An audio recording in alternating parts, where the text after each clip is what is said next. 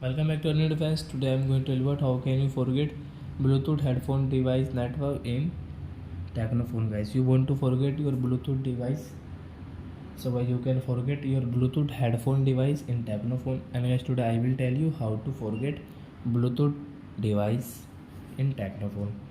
So before starting video, friends, I want to tell you, if you're new in my channel and you're watching video first time, so first of all go and subscribe my channel, click the bell icon and like my videos.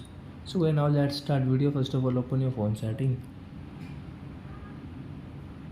Let's click on more connections, Bluetooth.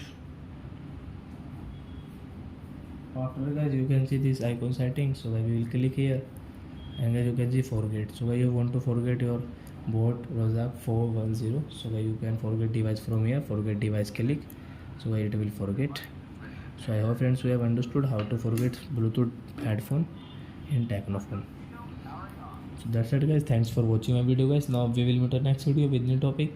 Before guys, please go and like and subscribe my channel.